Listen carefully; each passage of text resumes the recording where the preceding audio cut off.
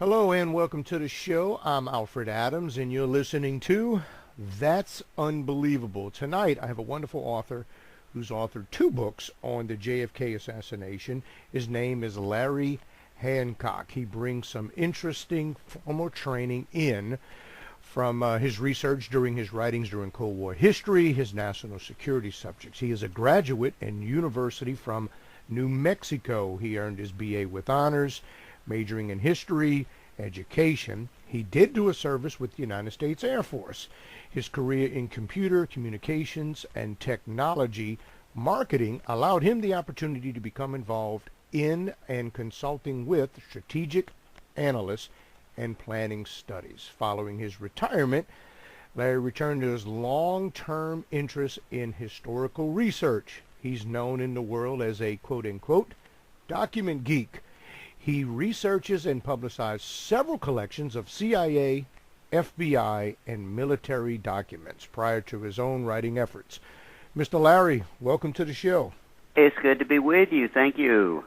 I got to tell you, everybody, every year, the anniversary of the JFK birthday or his passing and death, everyone still is either on the fence or they've totally made up their mind that it was not a lone shooter. The CIA definitely was involved. It's just too many variables. I'm from New Orleans, Louisiana. We have a mob myth down here. They believe the mob was involved as well. What, of all books and research to kind of write about, what made you want to tackle this one? Well, I think really what got me into this, part of the thing is it's part of my real history. I'm old enough to have been alive at the time of the Kennedy assassination. As a matter of fact, I was in junior high school, so I went through that. I went through the weekend with nothing on television aside from that. I watched Jack Ruby shoot Lee Oswald that Sunday morning on live TV, and I think at that point, listening to my parents talk, I don't think anybody that watched Oswald shot within 24 hours was ever comfortable that it was as simple as a lone nut. It just didn't register. So that stuck with me for years. Having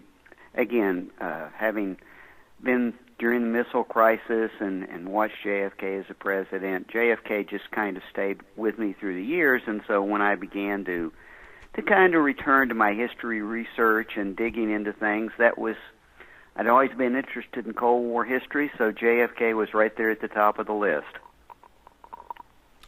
Let me ask you this. Do you think, and this may be getting ahead of myself, but there may be some people that don't even know the question I'm going to ask, but the false flag ship that the United States of America had on the table, Pigs of Bay, referring to the Cuban crisis coming into Florida, making it look like Cuba attacked us, and him scratching that and kind of pulling it off the board, do you think the powers that be started thinking this is somebody that is a free thinker and we got to get rid of him?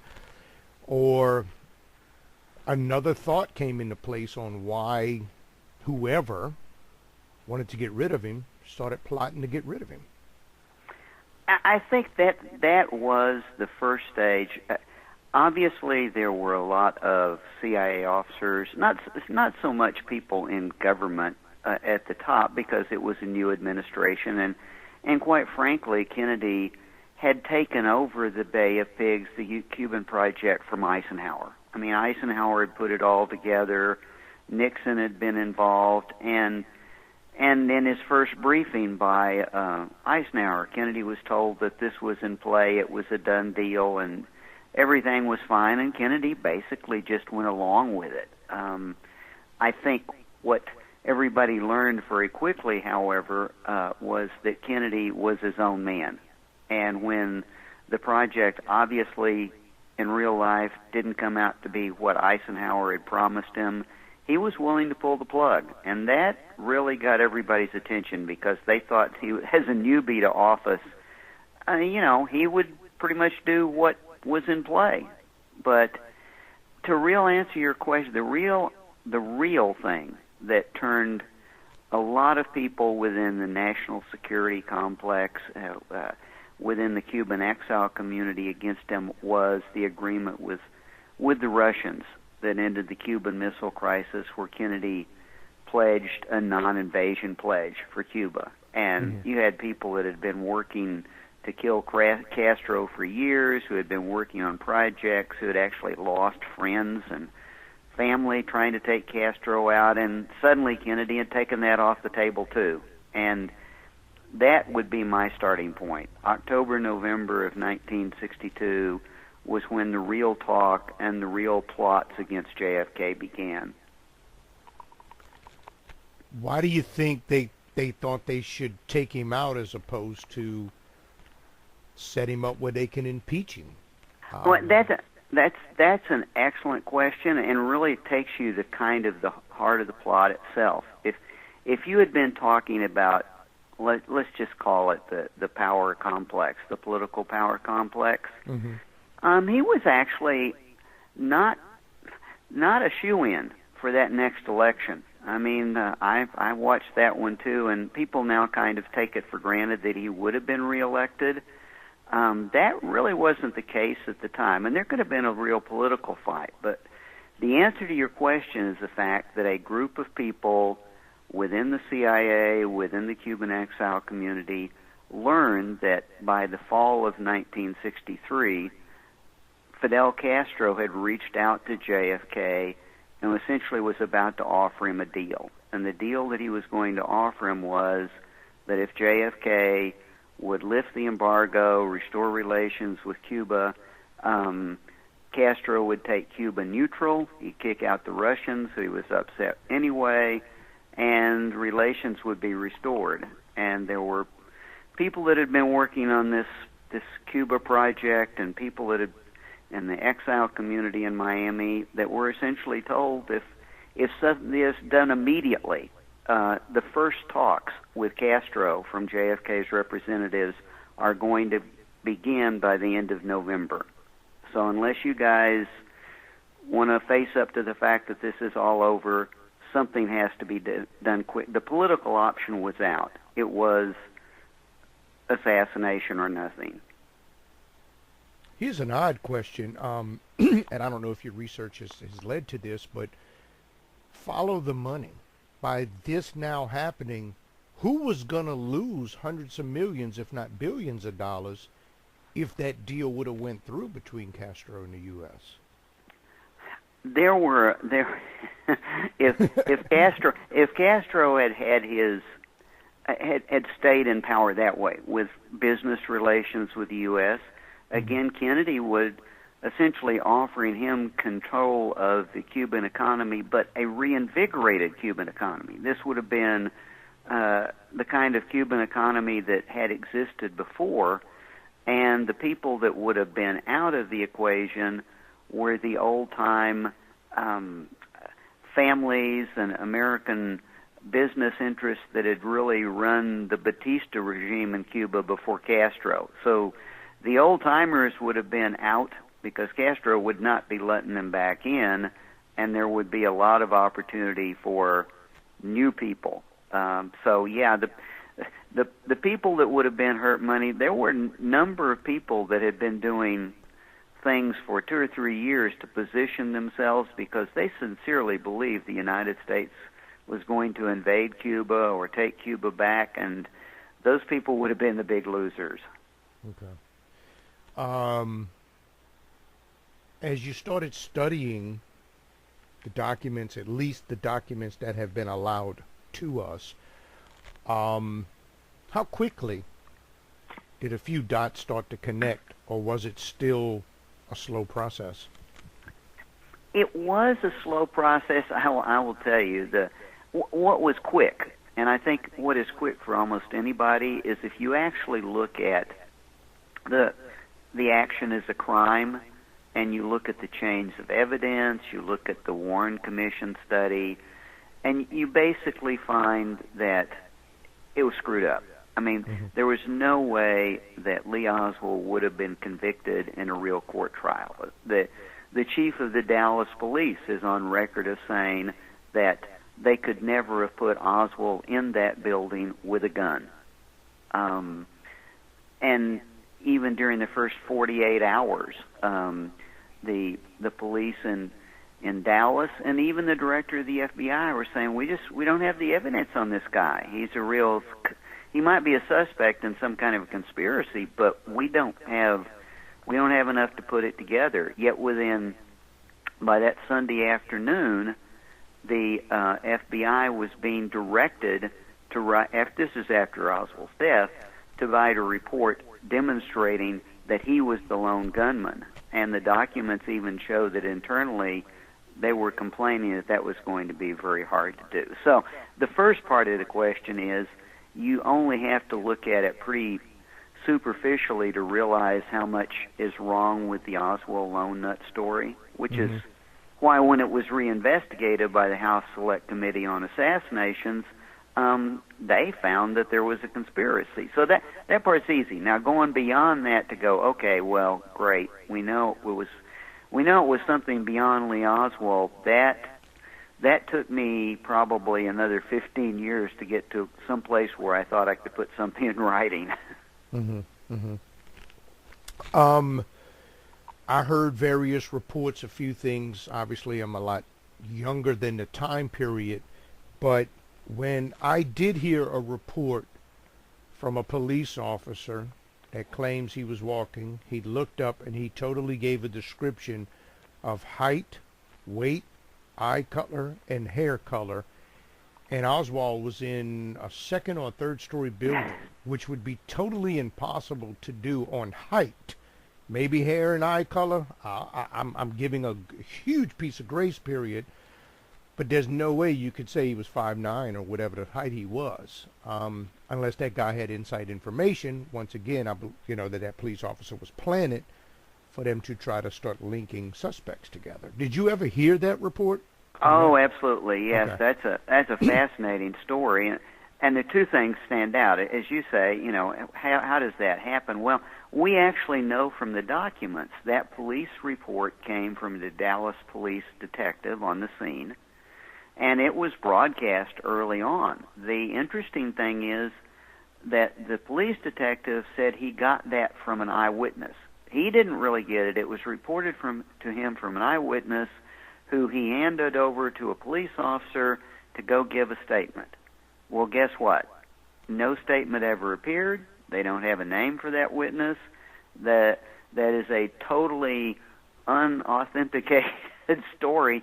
And actually, the silliest thing about it, if you think about it, in any police report, if you're going to go look for a suspect, what they immediately ask you is, well, what was the suspect wearing?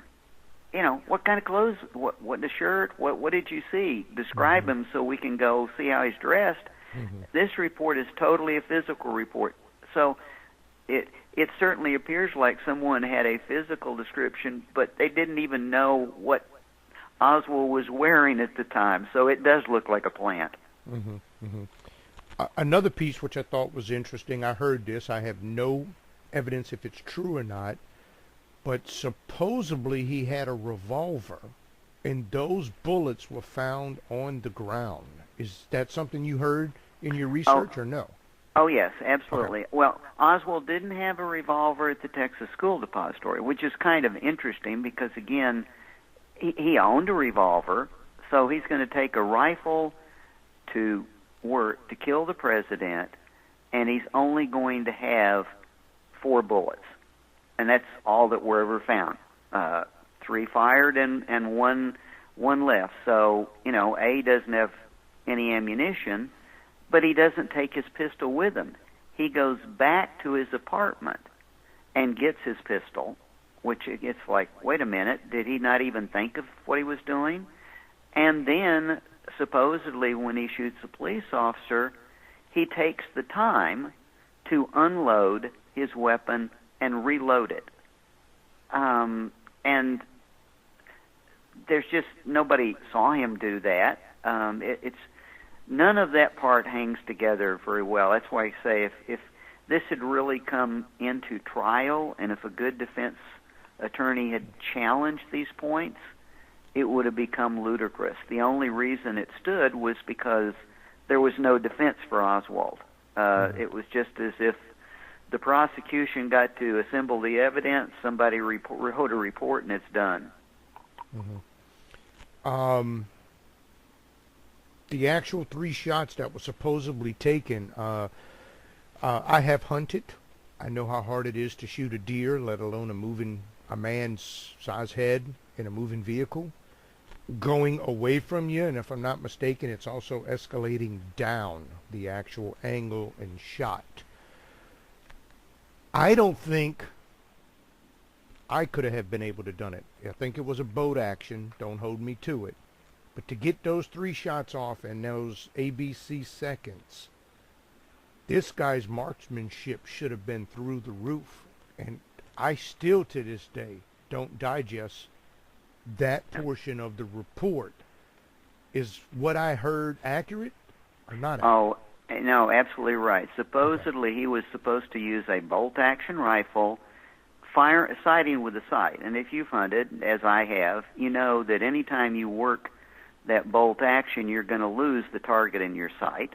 And there's a kick that comes in between. So you're not, with a bolt-action rifle, you're not going to maintain target lock.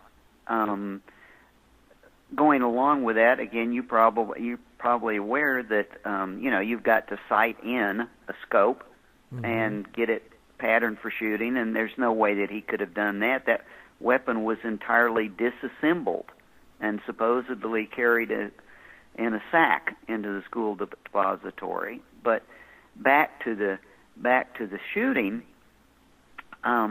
They tried to recreate that, and one of the things that's actually in the documentation, and we have it now, is the fact that even the experts that they brought in could not replicate that shooting. The best marksmen that they came in, they could fire the weapon and work the bolt action within that period of time to get off 3 shots. But as far as getting them off with any accuracy at that distance with the moving vehicle, and as you said, downhill slope, which makes life, and a pretty considerable slope, as a matter of fact, makes shooting a lot more difficult. We even now, in this last batch of documents, one thing that we did get was some internal communication from one of the staff attorneys, Mr. Liebler, who's writing commentary about the Warren Report and talking about the fact that what they're saying about the shooting sequence is probably going to come into real questions because it just doesn't hold together. We also have a report. They assembled a ballistics team and a wound ballistics team at an Army facility, and they studied the whole thing, the shooting, the wounds, the CE-399, which is the Carcano round that was left. And their report essentially says, now that we can read it, it can't have happened the way the official story says. But their report, I think there were about 15 people that signed off on the report saying that it can't happen this way, and only one person, who was a Warren Commission staffer, wrote a footnote that essentially said, well, yes, it can. And they just ignored the professionals. Now, if I am mistaken, wasn't it 3 shots in 5 seconds? 6, actually. 6. Well, there's some argument. Could be 5. Maximum time would be 6 seconds. I mean, come on, man. That's bam, bam, bam. And like you said, that's bolt action. That's pulling it away from your body. You might be able to keep your focus at the target, but your bolt action, you're putting it up, you're closing one eye, it's going away. Another thing, and once again, this is just me as being having an observation. I heard they changed the route the day of the shooting, so he never had a chance to really, quote unquote, practice. All of this was done on the fly. Is that true or not necessarily true? Well, part yes and part no on that one. As you said, there's no sign that Oswald, they could never trace any sign that Oswald had practiced shooting with that rifle. They went to all the gun ranges. They went, no chance. And as you know, as a shooter, you don't, if I shot in the Marine Corps 3 years ago and now I pick up my rifle, I'm not going to be that great a shot the first half dozen rounds I get off. It takes some practice again. May have how to use the rifle all right, but being good with it's another story. But he he had had no more rifle training than anybody that goes through basic training gets, which is on the rifle range. That's what you got. He wasn't a combat infantryman. I wasn't especially skilled. But back to the thing that you said about the route, that part is not exactly true. Basically, that's kind of an urban legend that's grown up, because what really happened was in the Dallas, the route had always been what it was. It wasn't actually changed at the last minute, but in the Dallas papers in the beginning of the week, they gave a verbal description, and they printed a diagram based on that verbal description, and it didn't show the dog leg that brought the parade from Main Street right in front of the school book depository.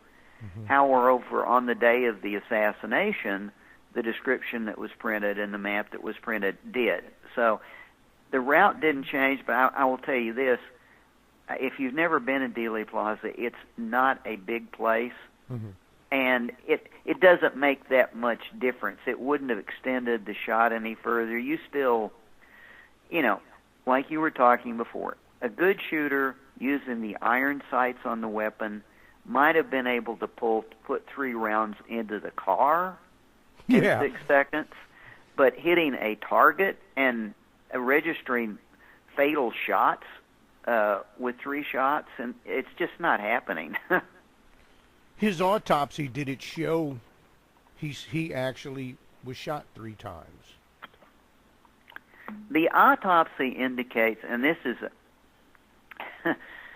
another place where things get real nebulous. Basically, the autopsy concluded that he was shot in the back of the head, shot in the shoulder, possibly shot a 3rd time with a wound that they couldn't really trace. So let's say that he's shot twice for absolutely sure that they can trace and document, and possibly another shot. There's some real debate in the records about how many bullets and bullet fragments were recovered from he and the governor.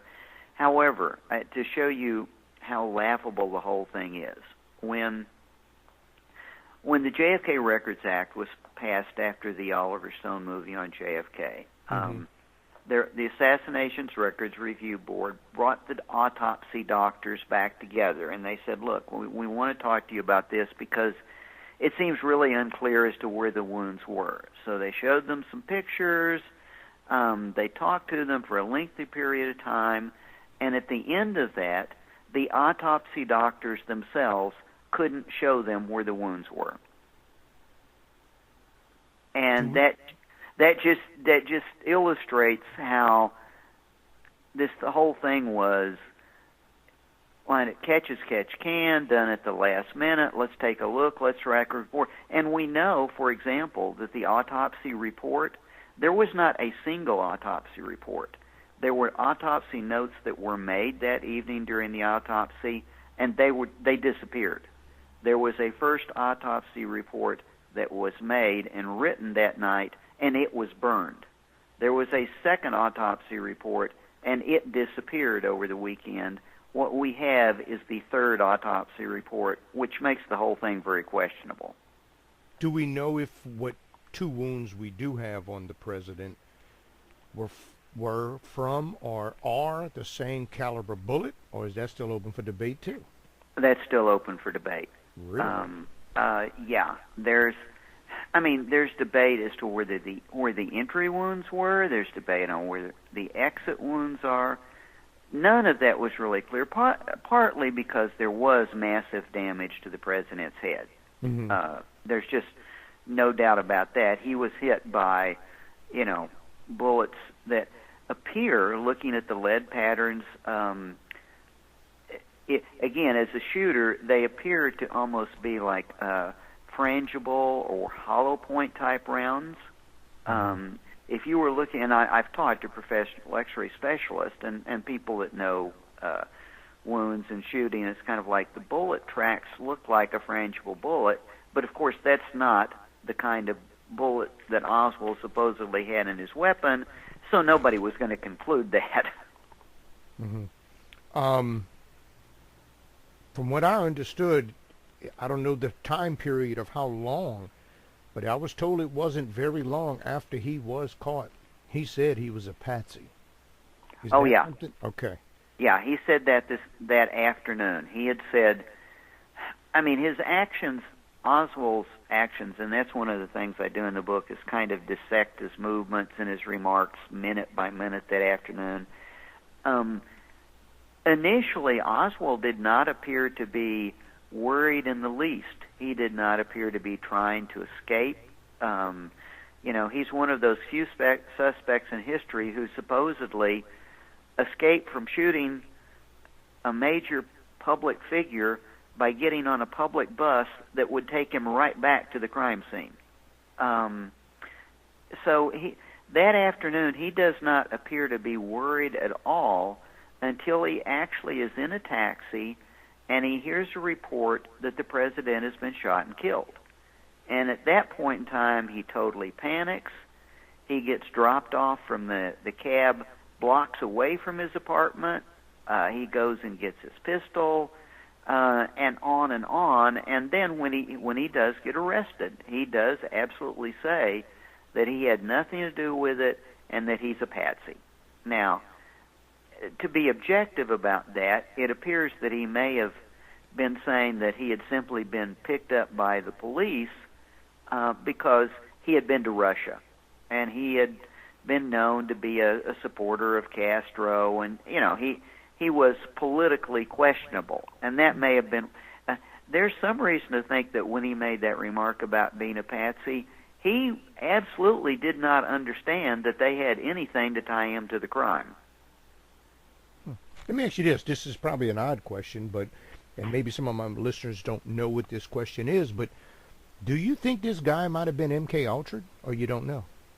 No, I'm pretty sure that he was not MKUltra. I have had time to look at MKUltra in great detail, and there's no period of time that would have presented an opportunity to do really any conditioning for Oswald. And the second point, Oswald was very consistent in his behavior all the way through. He was always, I won't call him a rebel. He's not exactly a James Dean type for that period, but kind of. The best description I've heard of Lee Oswald was a prototype hippie. Okay. He wasn't afraid to. He'd get into a fist fight. He got into a fist fight on a bus when somebody tried to make an African American woman move to the back of the bus, and he said he would go instead, and somebody didn't like it. He got into. So he wasn't a passive person, but he was not somebody that you would pick to, If anything, he volunteered. There again, very good evidence that he actually provided information to the FBI, that he was a known figure to the CIA, but not in an MKUltra conditioned killer fashion, but more in the form of kind of like plain spy. Okay. This could be another piece of urban legend that you can either clear up or confirm, but I was heard through the grapevines that the reason he went to the theater was to meet his handler. True or false? I would probably go along with that. Okay. Absolutely. And there are many suspicious things about that. First of all, as I said, his behavior was really unusual that day. It does appear that he was expecting something to happen today, and we can kind of believe that because he left his wife. He left his wife with virtually all the money he had. He left his wedding ring behind. There's some reason that he was planning on doing something, not anything like killing the president, but just perhaps trying to make another attempt to get out of the country. He had recently been in Mexico, trying to go to Cuba. So there gets pretty complex, but there reason to believe he had been talking to people who had told him that they might be able to help him do that, and that he was scheduled to meet somebody in the Texas theater. We have eyewitness statements that say that when he got into the theater, he went from place to place within the theater. He would go someplace, sit down by somebody, then go get up and go someplace, like he was trying to make a contact. maybe wasn't totally sure with who, maybe was a little suspicious by that point in time. One of the very suspicious things about this, as you can imagine, he actually pulled his pistol when he was taken into custody by a police officer. Well, okay, this makes this place a crime scene. They took names and should have taken depositions from everybody that was in that theater. And we actually know that they took names because we have police statements that they took names. The list of those names of everybody that was in the Texas theater vanished, just disappeared, which is, again, another reason to think that at some point in time somebody didn't want to look too closely at that. Mm-hmm. Now, I have no idea how true this is either, but once again, I've heard this through, campfire stories or the grapevine. There were some suspicious people that didn't really move, hit the ground, freak out when the shooting started. They're like standing by watching it, like almost to make sure that it goes through, as opposed to taking shelter. Has any of that come up in your research, or is those the new generation? As a matter of fact, I name who I think they were in the book because they're a couple of my prime suspects. But it does stand out when you look at the movie of that. You'll see people either kind of standing in shock if they're further away, but if they're close to the actual point of the fatal shooting, everybody's hitting the grass.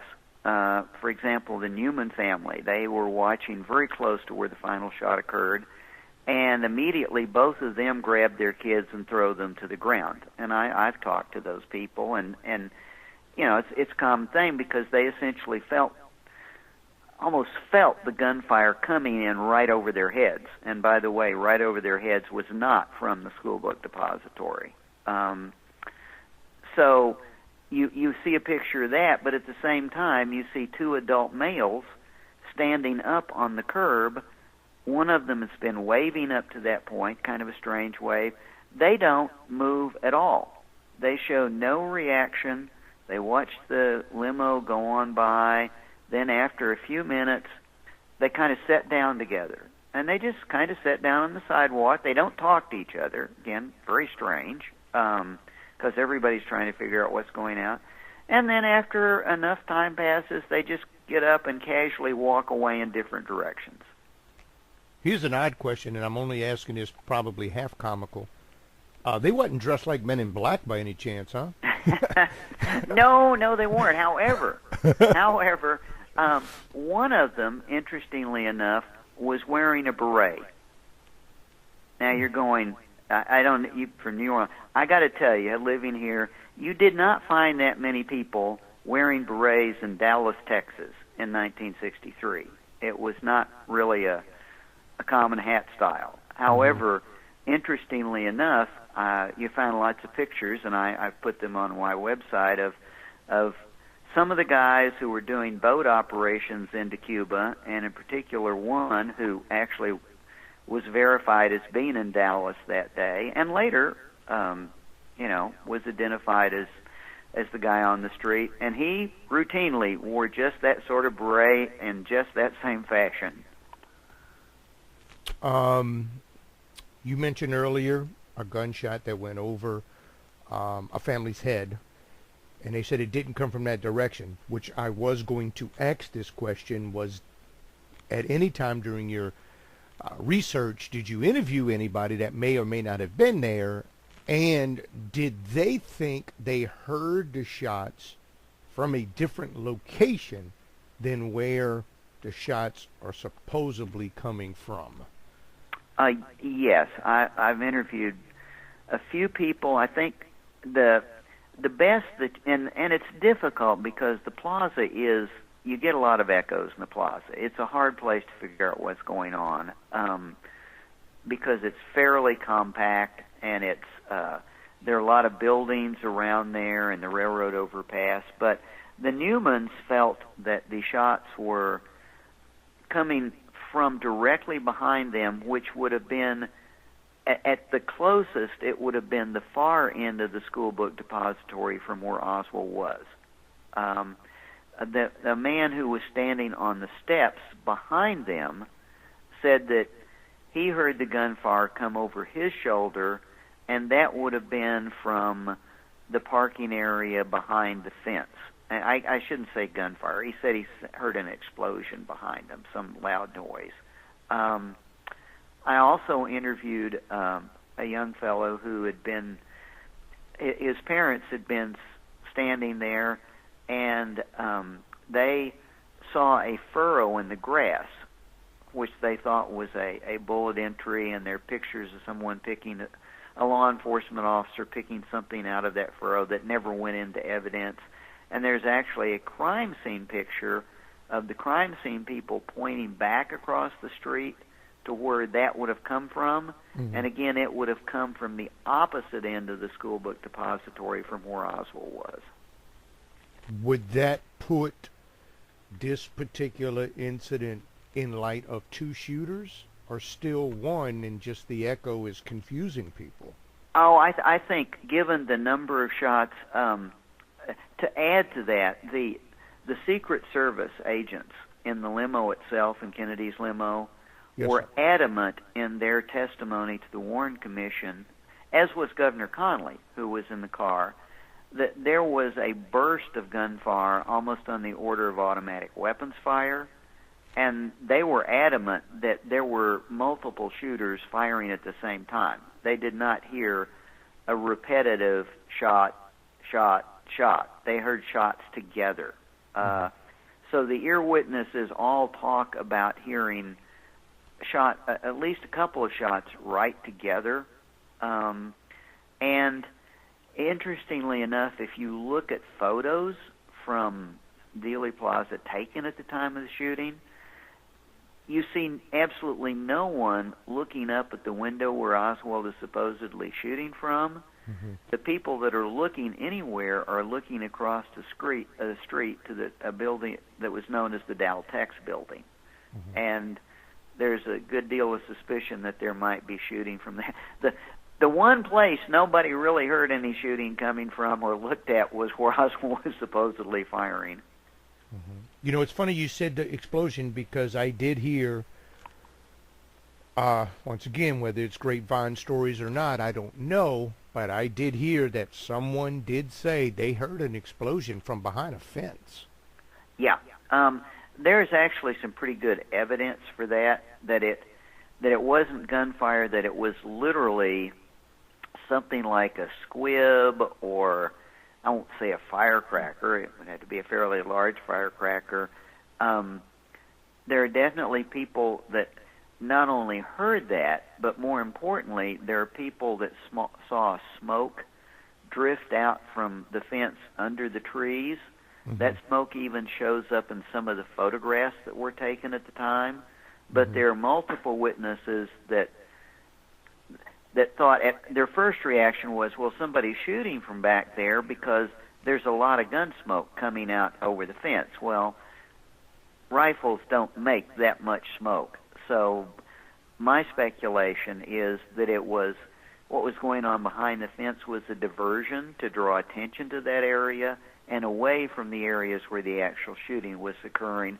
And in truth, all the police and the crowd ran to the point where that had happened, where the smoke had been seen and the noise had come from behind the fence. Mm-hmm. Now, someone threw this in, and once again, I have no idea how true this is, but someone has claimed that his wife went to his throat and actually slit his throat, the president's throat, to make sure he would be dead with the shooting and stuff happen. Once again, I've only heard that. I have no idea how true that may be. I can only assume she went to him because he was shot and she was maybe trying to stop the bleeding with pressure or something. I would say that's because we have the Zapruder film, which shows that whole sequence of events. Mm-hmm. That just didn't happen. Basically what happened is you see her leaning over and looking at Jack. Her hands aren't there. If anything, she's holding him around his shoulder because he kind of collapsed onto her. Mm-hmm. But what really happens then is, and we know this from what, not only the film, but from what she said and everything else, she realized that the back of his head had been blown out. And what you see her doing is reaching across the back of the limo and just kind of an instinctive reaction, grabbing for that. That's what I thought too. No place close to him, but I mean, people have,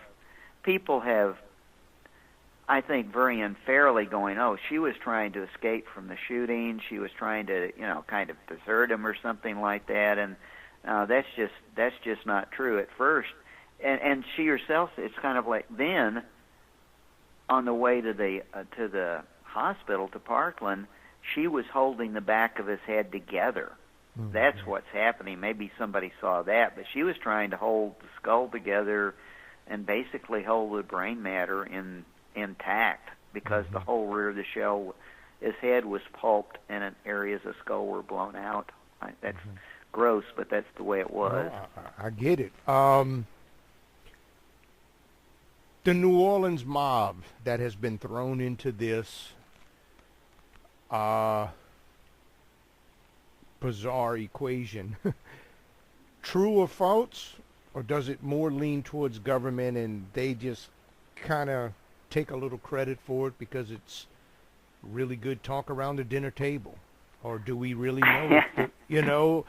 I mean, his brother went after the mob once he got elected into position. They feel that they had to, the churches got involved, the mob got involved to help get him elected, and then they felt maybe they turned on him. Does any of that come into play in research, or is it all just speculation? And like I said, it sounds real good around the dinner table. Oh, and I think you've absolutely got it. You're real close on that one, but it's actually even more than that. There is no doubt that one of the godfathers out of New Orleans, Carlos Marcello, hated RFK because RFK had actually had him picked up and deported out of the country illegally. And Marcello was actually in court the day of the assassination and won his appeal, by the way. The godfathers in around the country did hate Kennedy, no doubt about it, so that would make him a logical suspect. That's kind of intuitive.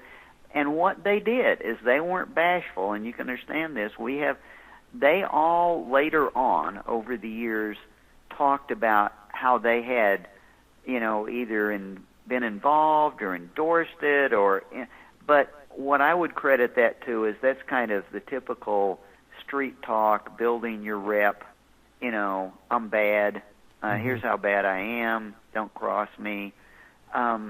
There's nothing really to connect them directly in the path of dots that I've corrected. They were all very happy about it. I think some of them made toast to it, but that's a totally different thing than tying them to the actual plot itself. I think New Orleans, Marcello in particular, came up because of Oswald did spend time in New Orleans that summer.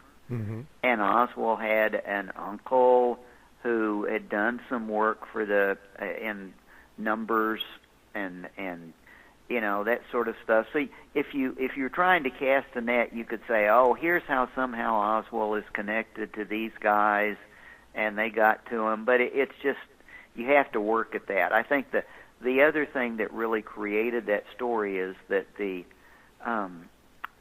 head of the House Select Committee on Assassinations was an organized crime guy, and his group concluded that there was conspiracy, and afterwards he wrote a book suggesting that it was these organized crime guys. Not that he had that strong a case, but these were the people he knew, so he wrote about them. But no, I have to say I looked there over and over again, as have many people, and other than finding threats and dinner table talk and essentially claims for credit, no. Now, I can throw something into that. There is one individual out of the crime world that there is a good case for being involved, and actually being a good case for being connected to Jack Ruby in Dallas. And that's a fellow named John Roselli, but he's not out of New Orleans, he's out of Los Angeles. Mm-hmm. And John Roselli had been working with the CIA team that had been working on assassinating Fidel Castro for several years, because Roselli had contacts in the Havana casinos that they thought would be helpful, because initially they tried to kill Castro by poisoning him in restaurants and by places that he frequented. So there is a case for putting a crime figure into it, for putting Jack Ruby into it, for that matter, as an associate in the conspiracy, perhaps an unwitting one, but not the godfathers. Okay. Kind of trying to wrap it all up and give a explanation of what happened. What do you think actually happened on that day? Who was involved, and why did they do it? Real short and simple. Basically, some CIA officers at the highest level in Washington, D.C. were aware of these negotiations that were beginning between Castro and Kennedy, and they were being done secretly, back-channeled by JFK. They passed the word down to the big CIA station in Miami that had been working to kill Castro and had a team still engaged in trying to kill him. The CIA officers there made people on their team aware of what was about to happen and told them that it was either take out JFK now or not. All of those people considered him to be a traitor because of what he hadn't done to Cuba and what he was about to do with Castro, and they pulled together a team of associates that had been involved in these assassination and anti-Castro activities, and they went to Dallas and carried out the attack. And it was a paramilitary attack. It was tactically well orchestrated, with multiple shooters, with signals, with coordination, with exfiltration and diversion. It wasn't a pickup thing. They had been practicing. Actually, we have documents showing they had been practicing to kill Castro in a vehicle, during a travel in a vehicle, in exactly the same fashion that Kennedy was killed. So they just basically changed locations and target. They basically changed locations. There was no one had ever anticipated the kind of security that would defend against that kind of attack. Some of these guys had been involved in sniper attacks on Castro, but when they brought that whole plan back to the U.S., it was like shooting ducks in a barrel, because, our Secret Service security had never even considered that kind of attack on a president. Yeah, I mean, since then, there was another one that was, I think it was a little 22. The guy walked up to Ronald Reagan and shot him. They've all been close up. They were prepared for close-up attacks, which had been the whole history. People with handguns, and so all their security was oriented towards keeping people distant from the president. Kind of like that medium space. If we keep them away from the president, he's safe. And they just long-distance attacks, especially while he was traveling, were never in the picture. You kind of wonder if the Pope will ever allow our president to use the Popemobile, It's interesting. They did have it. It probably wouldn't have helped, but there actually was a plastic rain shield, bubble top, for the limo that it had been raining. They almost put it on, and then it got sunny, and of course nobody wanted to have that in a parade if it's a nice, day. But people like to be seen. Presidents like to be seen. And they didn't use it, but there was something. But it was just plastic. It might have deflected a bullet, but it wouldn't have stopped the shooting. But yeah, and of course the next thing that happened immediately is Lyndon Johnson had the limo totally reconfigured to be bulletproof, including bulletproof glass. Now, I don't know how true this is either, but I met a lady who supposedly in some way, shape, or form was connected to a secretary that was on the flight. And they said, like, he was actually smiling and laughing after it was done.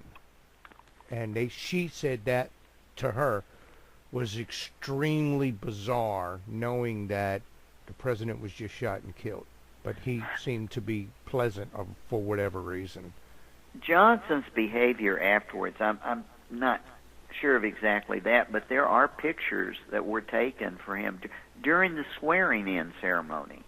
Mm-hmm. He actually turns around and essentially winks at one of his longtime Texas congressional supporters. Lyndon Johnson was not a nice man. Lyndon Johnson would have been happy to have JFK out of the picture. I don't think you'll ever see any kind of remorse on Lyndon Johnson. He never displayed anything real about anybody. So I could believe that was observed. I don't know that that was anything other than basically Lyndon Johnson's character is a not nice guy. Mm-hmm. This is the part of the show where you can tell people how to go to your website, pick up your books, where they can pick up your books. Go ahead and give the listeners your contact information and how can they, start picking up your material. Sure. I have 2 books in print about the assassination. One, Someone Would Have Talked, is basically where I present my research on people who did talk and are credible, that knew something about a conspiracy, that talked before the fact, after the fact, that these are credible sources, and then I extend that into what I think happened. So that's a pretty extensive book. Someone Would Have Talked. Paperback, 2010, that's the most current edition. A smaller book that really puts it all into very highly focused, I think, how it came about and how it was done and who was involved is called Nexus, which refers to the nexus of the conspiracy. Those books are both available on Amazon. Just go to Amazon and look for Larry Hancock. I have an author's page with several books on it, but Larry Hancock Nexus would find it, or Someone Would Have Talked. My website is www.larry-hancock.com. And, of course, that has all the books there, and it also has a number of documents relating to the Someone Would Have Talked, including photos and documents if you want to get some kind of feel for what's in that book. That's the best way to find me. Mr. Larry, thank you for coming on, and I want to reiterate your website is Larry like a minus sign, Hancock, HANCOCK.com, and that is the dash like a minus sign between Larry and Hancock. Thank you for your time. Thank you for your wisdom. I can only imagine how much coffee you drink. You really, really, really helped out the community there. I did. Caffeine consumption was now for me mostly Dr. Pepper. Got to be honest. I'm a DP guy too, so I did it. And Doritos. That's how I usually stay up late and work. Thank you for coming on. I definitely want to get you back because you have other material that I think our listeners will have a high level of interest in. I just wanted to focus tonight on the JFK situation. I think you have definitely clarified a lot of stuff, a lot of rumors, what's real, what's campfire talk, dinner table talk, whatever. 2-3 minutes left. Anything you want to say to our listeners before we go? No, I what I would say to our listeners, I think the good news is, if there's any good news associated with that tragedy, the nation suffered a lot from not knowing what really happened, and really suffers a lot from not knowing what really happened, the same way we suffer from some of the other political assassinations. And what I try to write is deep history, and the good news is after all these years, I think we know enough to really understand what happened. That doesn't make it any prettier, but it's better to deal with fact than to keep wading through an unknown, mysterious, forces at work. It's better to know who the real bad guys are. Good point. Good point. I'm Alfred Adams. I'd like to thank everyone for tuning in tonight, and you've been listening to That's unbelievable.